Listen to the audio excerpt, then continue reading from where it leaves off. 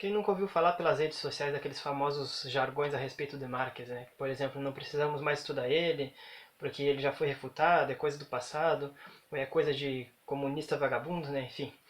Então, o resumo de hoje vai ser a respeito da principal obra de Marx, né? O Manifesto do Partido Comunista. Então, para a gente estudar um autor, seja ele qual for, né, mas principalmente Marx, nós temos que deixar um pouco de lado esses pré-conceitos e pré-julgamentos, né, e tentar entender o pensamento dele, né, deixando qualquer juízo de valor, se é bom ou mal, se é bonito ou feio, né, para outra ocasião. Né? Isso não vem ao caso no momento, né?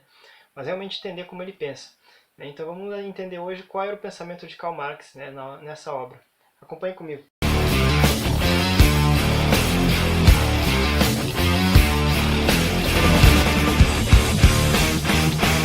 Então, Marx vai estar procurando inicialmente descrever a sociedade, observar e ver como ela é, especialmente a sociedade burguesa. Então ele constata que a desigualdade entre os homens é algo presente em toda a sociedade. Né?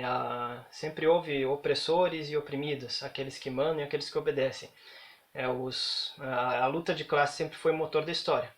E quando os oprimidos eles se levantavam e enfrentavam as classes dominantes, eles davam fim àquele sistema de dominação e davam origem a outro, né? Mas que não acabava com essa desigualdade, mas gerava novas formas de dominação e novas formas de exploração do homem pelo homem, novas classes, né?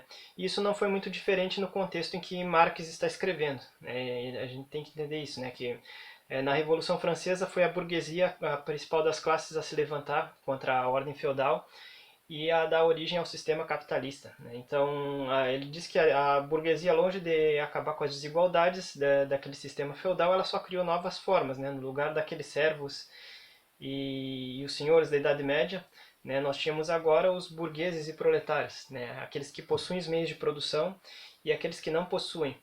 Notem que essa oposição entre o empresário e o trabalhador é algo bem diferente naquele contexto do século XIX. Né? Então é preciso que a gente entenda o contexto em que Marx está escrevendo isso, né? Que é o contexto da Revolução Industrial, onde os trabalhadores trabalhavam mais de 12 horas por dia, não tinham nenhum direito trabalhista, né? Estavam suscetíveis a todo tipo de insalubridade, de periculosidade. Tinha o trabalho infantil também, enfim, e recebiam o mínimo por isso. E isso aí era a principal oposição, né, que sustenta o sistema capitalista, né, que o que Marx vai chamar de mais-valia, que é a diferença entre o que o trabalhador produz e o que ele realmente recebe, né, porque a mão de obra, ela estando em abundância, ela é regulada pela lei do mercado, né, da oferta e da procura, fazendo com que o salário ele tendesse ao nível de subsistência, um nível muito baixo. E isso faz com que o trabalhador, por exemplo, produzisse 10 maçãs, ele recebe só duas, né, por um exemplo assim, né. E isso gerava a principal desigualdade dentro do capitalismo, né, uma das principais fontes de concentração de renda, né, onde cada vez é uma tendência ao monopolismo, onde cada vez menos pessoas concentram a riqueza e cada vez mais pessoas e o maior número de pessoas vai estando na pobreza e na miséria. Né? Mais ou menos parecido com o jogo de Monopoly, né, ou de banco imobiliário que a gente conhece aqui no Brasil. Né? E dessa maneira o capitalismo, essa desigualdade, ela vai se expandindo para além das fronteiras nacionais. Né? Então a concorrência entre os burgueses vai eliminando toda os pequenos, né? Os grandes vão engolindo os pequenos. Então, além dessa classe dos burgueses e dos proletários, existem o que Marx vai chamar de camadas médias, né? Que são os camponeses, os pequenos empresários, os artesãos, né? Aqueles que essas camadas médias elas tendem a desaparecer porque com a concorrência do capitalismo, com a automação do campo, enfim, eles tendem a tudo cair no proletariado, né? E assim também vai havendo, né, a burguesia procurando cada vez mais novos mercados, né, explorar recursos e naturais e humanos das mais longínquas partes do planeta, né, vai tender a um monopolismo cada vez maior, né, gerando o colonialismo, o imperialismo, né, das nações. E os governos, obviamente, sujeitos aos interesses delas, né, controlado pela burguesia. Então Marx ele vai estar falando que o proletariado é a única classe que tem potencial revolucionário, né? Porque a classe camponesa, os pequenos burgueses e essas outras camadas, elas querem conservar a sua existência diante do capitalismo que cada vez mais avança, né? Então os proletários eles não têm nada a perder, né? E eles têm o potencial de fazer a revolução. Então para ele, para modificar esse sistema, né, para derrubar o capitalismo, seria necessário que os proletários eles se organizassem, né, enquanto movimento político, e tomassem o poder do Estado. E depois de eles tomarem o poder do Estado, eles aplicarem as medidas que vão tender a eliminar essa desigualdade entre as classes, né? São medidas econômicas, na sua maioria, né? Como fala aqui no próprio manifesto. Ele, ele indica essas 10 medidas, né, principalmente para aqueles países mais desenvolvidos.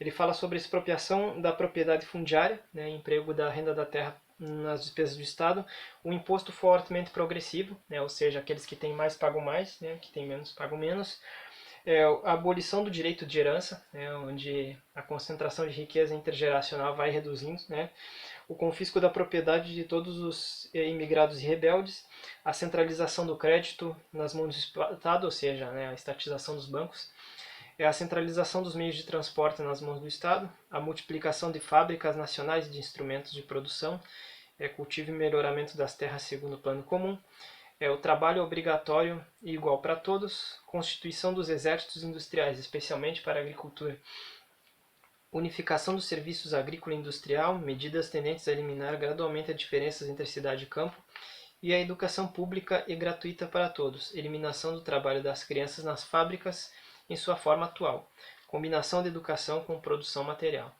Então essas são algumas medidas que ele vai propor, né, para serem tomadas pela Revolução. Isso vai tender a eliminar as diferenças de classes, né? Isso vai tender a fazer com que a sociedade caminhe para o comunismo, que é a sociedade sem classes e sem Estado, né? Por quê? Porque se são os trabalhadores, e se os trabalhadores que controlam o Estado, né, e o Estado eliminou, né, todas as classes sociais por meio dessas reformas, logo o Estado não existem mais classes sociais. Então o Estado é basicamente os trabalhadores tomando as decisões coletivamente, né, de maneira democrática. Então, isso seria mais ou menos uma sociedade sem classes e sem Estado, né, o chamado comunismo, a última etapa da Revolução. O socialismo seria a fase de transição, né, o momento em que os trabalhadores eles tomam o poder do Estado, né, enfim. Agora, se foi realmente isso que aconteceu na prática, né, naquelas revoluções, como teve as experiências na Rússia, na China, em Cuba, em outros lugares, isso é uma outra discussão, um outro assunto.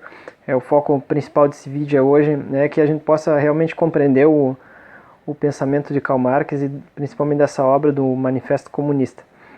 E no final, depois do manifesto, Marx ele também vai estar falando a respeito dos diversos tipos de socialismo, porque ele não foi o primeiro a escrever a respeito do socialismo, né? Nem ele, nem os seus seguidores, né?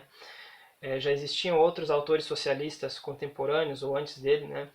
E o primeiro que ele vai denunciar é as diferenças, né? O primeiro que ele fala do socialismo reacionário, né? Ou feudal, que é basicamente a crítica do capitalismo feita por parte daqueles resquícios da velha ordem, né? Da monarquia, da nobreza, do sistema feudal, né? Umas viúvas da Idade Média, vamos dizer assim, né?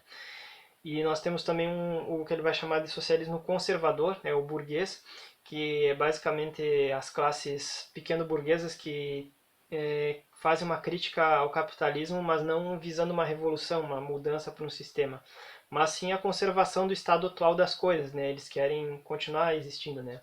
Um sistema de produção meio que pré-capitalista, né? Algo praticamente impossível.